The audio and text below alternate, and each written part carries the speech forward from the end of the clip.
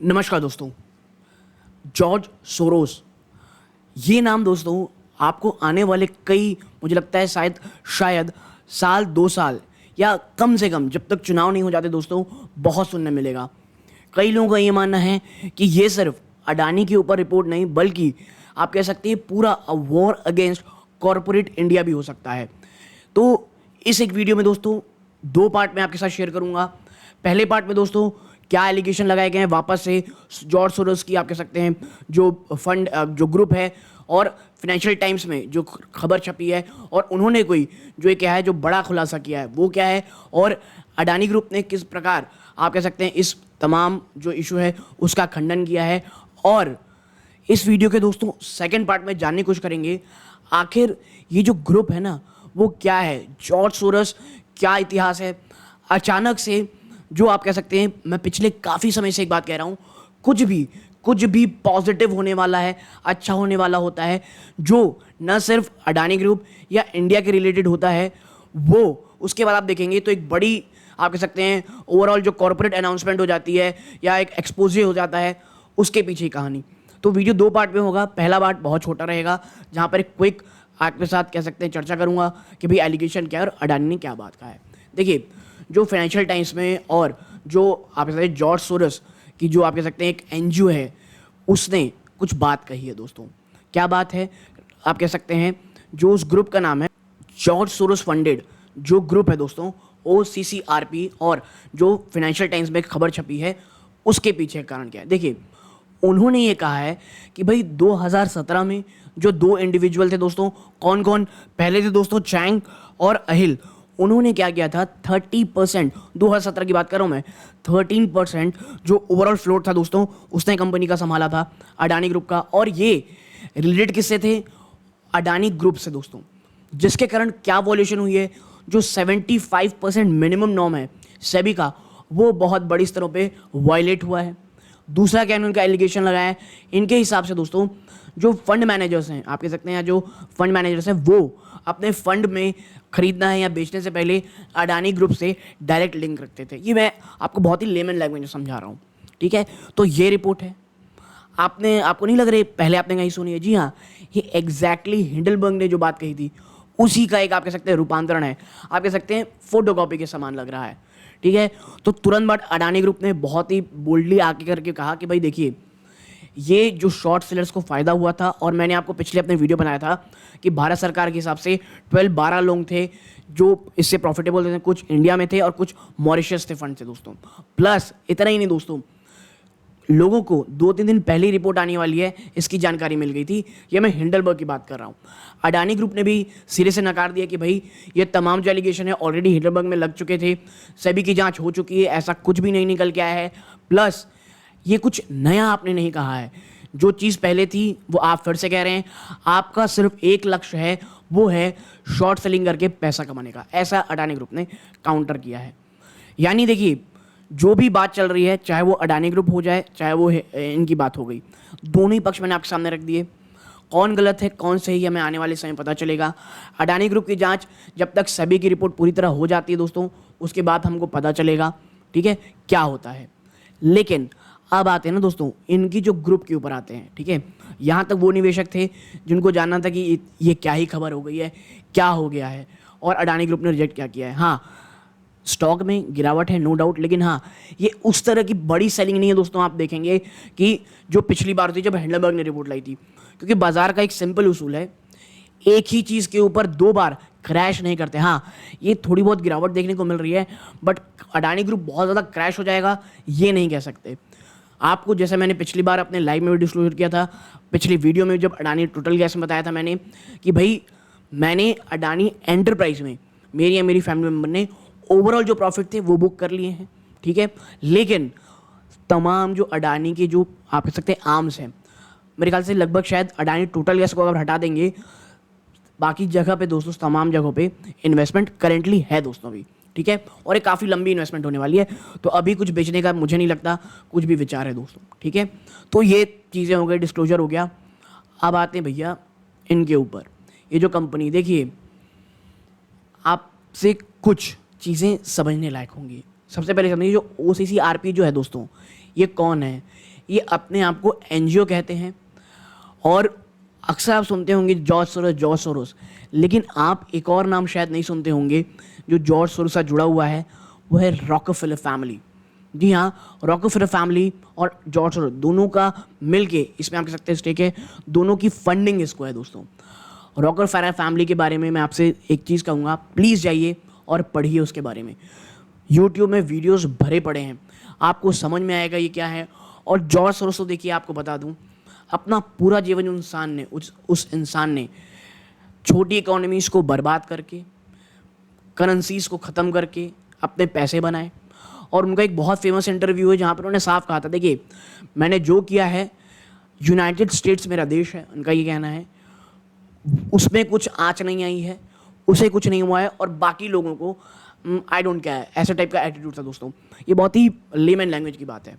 But अब अचानक से उन्होंने अपनी एक बहुत बड़ी संपत्ति का जो हिस्सा है वो इस फंड के थ्रू कहा। और अक्सर ये कहा जाता है कि ये और इनकी जो ये ग्रुप है दोस्तों, ये पॉलिटिकल इंटरफेरेंस बहुत करती है छोटे मझोले देशों में, और ये बीच बीच में चीज़ें खबरें उभरती रहती हैं। तो ये चीज़ें दोस्तों होंगी ही अभी इंडिया में। और जैसा मैं हमेशा कह रहा था, अक्सर कुछ भी इंपॉर्टेंट, कुछ भी अच्छा होता है, उसके बाद आप इश्यूज देखने की कोशिश करते हैं। आपको पता होगा, जैसे ही हाइफा के पोर्ट को अडानी पोर्ट्स ने खरीदा था, तुरंत उसके बाद रिपोर्ट्स आई किस चीज़ की, हेडलबर्ग के आसपास की, उसी के आसपास ये रिपोर्ट आई दोस्तों।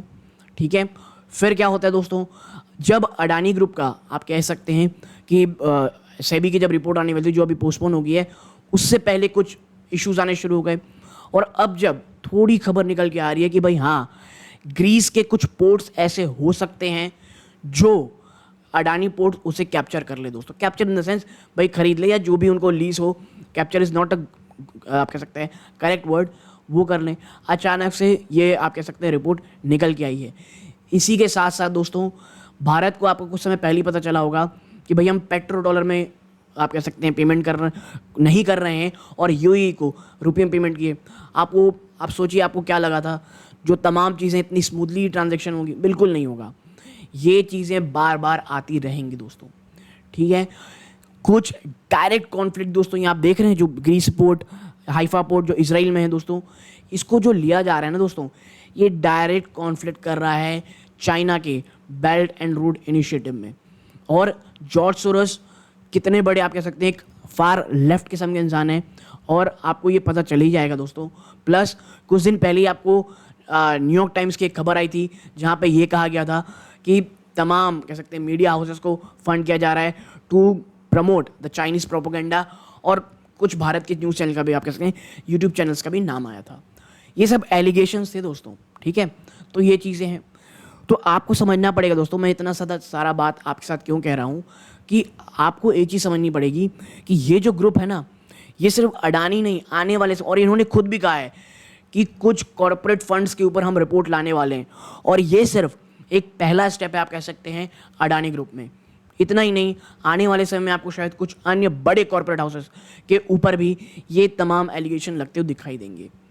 और क्या है, आप एक चीज़ समझिए कि जब एक इंडिया इस नए ट्रांजैक्शन फेज में गुजर रहा है दोस्तों, जहाँ पर लगातार चीज़ें कुछ पॉजिटिव होती दिखाई दे रही हैं, आप बात समझिए, अभी भी हम कोई बहुत मजबूत नहीं हुए हैं, या हमने कोई बहुत बड़ा अचीव नहीं कर लिया है, बट हम उसकी ओर अग्रसर हो रहे हैं। और ऐसे में दोस्तों, जो अक्सर बड़ी कंट्रीज होती हैं, जो पावरफुल लोग होते हैं या पावरफुल एजेंसीज होती हैं, वो यही करती हैं टू आप कहते हैं suppress the economies like India and other. तो आपको ओवरऑल अडानी ग्रुप, मैं ये नहीं कह रहा दोस्तों कि अडानी ग्रुप में जो हो रहा है, या अगर वो गलत किया है तो उसे छोड़ देना चाहिए, बिल्कुल नहीं। अगर कुछ गलतियां हुई हैं तो आपको ये चीज़ें समझनी पड़ेंगी कि भाई आपको पनिश करना पड़ेगा, बस इतना ही। आप ये नहीं कह सकते कि ओवरऑल जो कॉर्पोरेट है वही गलत है। और मैं आपको कुछ एक बहुत छोटा सा फैक्ट बताता हूँ। अगर आप सोच रहे होंगे कि हमारे यहाँ ही ऐसा हो रहा है क्या कि एक ग्रुप इतना ज़्यादा चीज़ें कर रहा है, या शायद सो कॉल्ड आप कह सकते हैं कि कोई बैकअप मिली हुई है कंपनी को, अडानी ग्रुप की, तो देखिए, एक देश में कुछ बड़े बड़े कॉरपोरेट हाउस आपको तैयार करने पड़ेंगे। आप पिछले आप जैसे 75 सालों में शायद ये करने में हम नाकामयाब रहे। आने वाले सालों में हमारे पास कम से कम 5 से आप कह सकते हैं 10 बड़ी कंपनियां, 10 बड़ी corporate house, powerful corporate house जो बहुत ज़्यादा इन्फ्लुएंस कर सकते हो चीज़ों को, जो एक बहुत बड़े आप कह सकते हैं जाइंट हो। और देखिए जो लोग कहते हैं ना पॉलिटिकल लीनेज, और वो देखिए सत्ता परिवर्तन होता है। अगर आपको बिजनेस करना है, कॉर्पोरेट हाउस आपको बड़ा बिजनेस करना है, हर जगह लीनियंसी थोड़ी बहुत चलती है। तो बीजेपी हो या कांग्रेस हो, किसी ना किसी के साथ आपको बिजनेस में शायद काम करना पड़ सकता है दोस्तों, क्योंकि आप भाई लड़के काम कैसे कर लेंगे, ये तो सिंपल रूल है। और ऐसा सिर्फ भारत में नहीं हो रहा है दोस्तों, आप अगर जाके देखेंगे, आप नाम बहुत बड़े बड़े सुनेंगे दोस्तों। जापान पिछले सालों में बहुत बड़ा बना।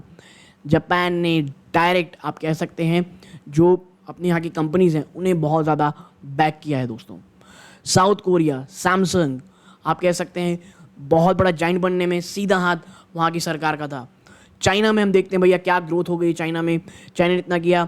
और हम अक्सर देखते हैं the powerful quotes of powerful quotes of आप कह सकते हैं जैक मा, जिन्होंने अलीबाबा जैसी कंपनी खड़ी कर दी। जैसे ही सरकार ने अपना हाथ खींचा, आपको पता है अलीबाबा का क्या हुआ। टेंसेंट की कितनी ज़्यादा होल्डिंग है आपको पता है। ह्यूआई ने किस तरह से चाइनीज़ गवर्नमेंट इन्वॉल्व थी ये हम सबको पता है। किस तरह अमेरिका एक बहुत बड़ा कह सकते हैं खतरा मानती है ह्यूआई को। तो आप एक चीज़ समझिए, आपको गवर्नमेंट की बैकिंग होनी ज़रूरी है। अगर आप गवर्नमेंट की बैकिंग नहीं लेंगे तो आप जो बड़े विदेश हैं दोस्तों, वहाँ पे बिजनेस आप अपना कैसे संभालेंगे। मुझे ऐसा लगता है कोई अगर गलत करे बिल्कुल सही है, जो भी पनिशमेंट है उन्हें मिलनी चाहिए, हर एक चीज़ होना चाहिए। बट ऐसा नहीं कि जो प्रॉब्लम्स हैं उसके कारण पूरा का पूरा जो सिस्टम है वही सड़ चुका है, ये कहना। और जिस तरह से जॉर्ज सोरोस ने कहा है आने वाले समय में आपको पता है चुनाव होने वाले हैं, उससे पहले एक बहुत बड़े टर्मोइल के लिए तैयार रहें।